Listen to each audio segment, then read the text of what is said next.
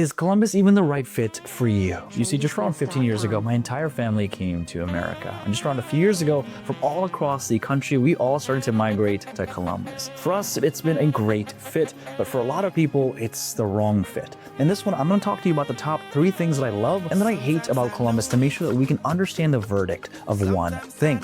Is this the place where you belong? The place where you should avoid? Let's dive into it.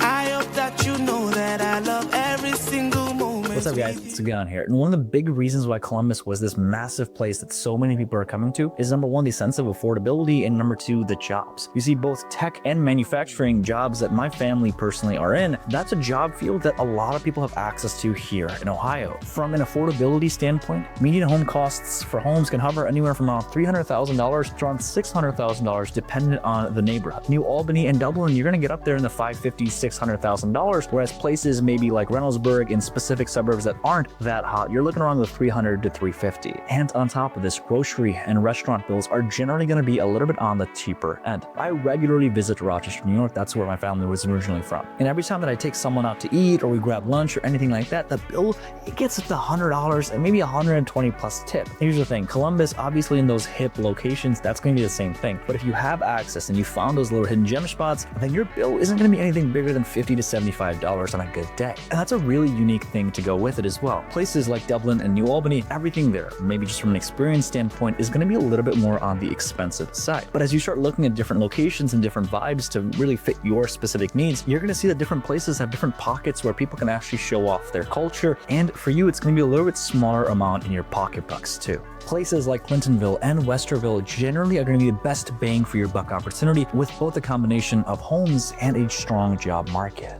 And obviously we're talking about jobs more and more here because our unemployment rate is absolutely amazing. Or con this, you can't argue. Massive companies are making Columbus home. From companies like Amgen to Andrio to Intel and everything else in between, we're going to expect over $50 billion in development in just 2025 alone.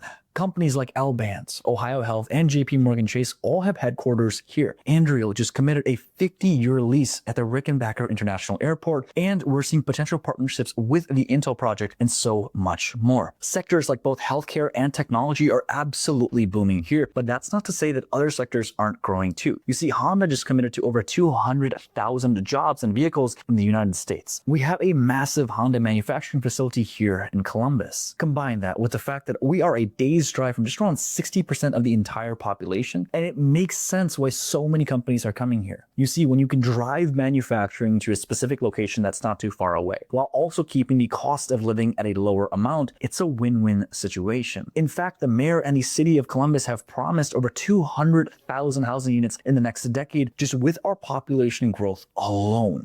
And when you think about it, it's just basic mathematics. Growing population, good job market, strong economy, it means the home appreciation is going to go up with it. So the thing about when should you buy, should you wait, blah, blah, blah, it makes sense to purchase now because obviously that's going to go up in a few years. Combining with this new construction in specific areas, they tend to actually lose property value for the first couple of years. Why? There's a lot of noise. There's not that many trees. So if you buy that new build home now, in the next few years, when all these things start to really just blossom and you get to eat off the fruit of your labor, that's when you get to sell and ultimately make the most amount of money if you decide to. One of my favorite things about Columbus is there's different pockets for events all across. You know, whenever I'm going out with my friends or maybe I'm going out with my parents, my sister, I always have something to do no matter what occasion exists, so no matter what day it is. Whether it be on a Sunday, we're listening to some indie music, or we're going to the farmer's market, there's always some kind of activity. And I think this really speaks to the diversity and the actual charm of the neighborhoods. You see a lot of these places in Columbus. It's awesome because there's different strokes for different folks, and I think that's what makes it so unique. From places like the German Village with historic brick home and charming areas, to Dublin, which is a family-friendly area with amazing schools, to places like Grandview Heights that's super walkable and has a ton of young professionals. There's always something to do for everyone. And on top of all these things, there's also new construction builds in all of these locations, and our real estate team, that's their bread and butter. So depending on what you're looking for, obviously there's going to be a different variable that's going to go into play everywhere. Are you looking for maybe rich history with beautiful white homes, granite fences, expenses in an area that's really strong, New Albany might be the place for you. If you want something a little bit on the lower end, but still want something that has some kind of prestige, then maybe places like Dublin, Powell, or potentially Reynoldsburg, Pataskala, Canal, Winchester could also be the place for you. What I'm trying to say is no matter what specifically you're looking for or what neighborhoods you think would be a good fit, we've got tons of options to make sure that you're not just picking one or another, but you've got an array of selection. But even with this array of selections, one of the big things that you have to understand is, albeit we are a Midwestern area, our winters, they're bad. And our weather diversity is absolutely affluent. Winters can absolutely be brutal with days that are going to be below 0 degrees. On top of that, most of the days in Columbus, they tend to be cloudy. 70% of the days in Columbus are a cloudy day. Humidity here also makes those summers feel way hotter than they really are. And unpredictable spring weather can make tornadoes a risk in specific outskirts of the area. What I'm trying to say is this: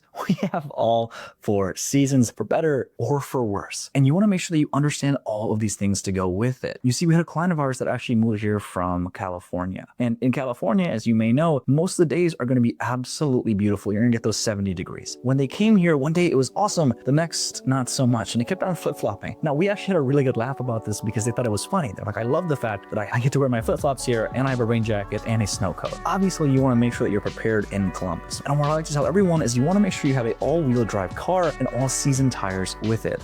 I can't even begin to tell you the number of car accidents that we see in the wintertime on all those I-70 and I-71 highways. And honestly, the truth of the matter is this: if SAD or seasonal affective disorder does affect you, then you might want to wait and not make Columbus your home. Even if you have job opportunities here, if you really do get depressed in the wintertime and that tends to play into your entire livelihood, then you might want to look elsewhere. You see, we have a lot of our clients that are relocating here for a few major reasons. Number 1, they have family that live here. Number 2 is a job in tech or software. And number 3, they want an area that they can actually, well, raise their kids in and not have a crazy expensive cost of living. And that sounds like you, then these videos are obviously for you. And stick around because a few other things that we're going to discuss about Columbus, most people never ever do, but you absolutely have to know these things to make sure you don't make the mistake like hundreds of other people do every single time. You know, I was driving back from the gym a few days ago, and one of the worst things happened that always tends to happen. I had someone that was driving super close to me the entire time. They were honking. Apparently, I wasn't going fast enough. There was a 55, it's going 65. They kept on honking. They moved to the right side of me and they started cursing me out. No, the younger me, yo, we would have had some problems. But as I started to mature up and I realized this guy's an idiot, it's not my fault, I let him pass just this time. But here's the thing, that guy, he's not the exception, he's the norm. As more and more people make this their home, our traffic congestion is gonna be bad. And here's the thing, Microsoft actually decided to hold off on building their data center here. Most of the people in Columbus were so happy about this. Why? They already built the road infrastructure for it, and now they're not going to actually use it, which means the people can't. Yeah, it's that bad. You want to make sure that you understand this completely. The I-270 Beltway regularly experiences massive congestion. We also have limited public transportation compared to other major cities. We don't even have a light rail. And construction, unfortunately, it seems perpetual. It's always happening. So if you're someone that can make the best out of the worst case situation, especially with traffic, then hey, don't mind at all, and this isn't even a con. But if traffic does bother you a lot and you tend to road rage, listen, I'd be careful. And honestly, that's one of the reasons why so many people are actively looking at suburban areas in Columbus. They're not going to have the downtown Columbus traffic effect, and in places like Dublin, like Powell, like New Albany, and maybe in the outskirts of downtown Columbus, traffic really isn't that bad. And that's something you absolutely have to know. In fact, a lot of the real estate clients that are reaching out to us about relocating to Columbus, Ohio, they're looking in the outskirts of Columbus. And if that sounds like you, let our team absolutely help. We love making these videos. We'd love the opportunity to help you relocate and make this home. Give us a call, shoot us a text. All of the information for the real estate team, all of it is in the link down below and pinned to the top of the comments. You know, I've always been more of a basketball kind of guy myself. Shoot some hoops. I used to play a little bit in middle school. I was always terrible. But the thing about Columbus is I've translated myself into more of a football fan. I'm not a true football fan, like it's pronounced, but a football fan, the pigskin. And the reason for this is the OSU effect. It's real. Now, you might be getting mad at me talking about, oh my gosh, you're talking about one season. It can't be that bad. Once, twice a week. Let me tell you, it's that bad. Traffic and gridlock is absolutely prevalent in these times. And honestly, if you're not a football fan, it's going to feel a little isolated and lonely. The best way for me to put it is sometimes the city identity can be overshadowed by university culture. And listen, there's nothing wrong with rooting for your big team, but if you're just not into sports, then this isn't going to be the big move for you. But if you are into sports and you love playing basketball, love playing soccer, love playing football, give us a call, shoot us a text. Let's get you to those amazing games. Let's get you connected with the people that live here that love those games as well, so you have that tribe that's with you. So many people that are in tech, that are in healthcare, so many people that are reaching out to us here. Listen, you gotta have a tribe, especially if you're working those 10, 12-hour days, which sometimes absolutely happens. You wanna make sure that you have friends that you can collaborate with, you can just have a drink with, and ultimately you can go to the game with. One of the biggest genre of clients that are reaching out to us here are people that are looking to retire in Columbus, and we absolutely love it. A lot of the time, if you're looking to retire, you're generally looking in places like New Albany. It's a lot more tranquil and a lot more quiet. But the reason that I bring up those that are looking to retire is ultimately they have a specific amount of funds to go into the property. That might be you too, even if you're not looking to retire, even if you are just looking to buy a house as a whole. And here's the thing, our property costs, they're rising, and they're rising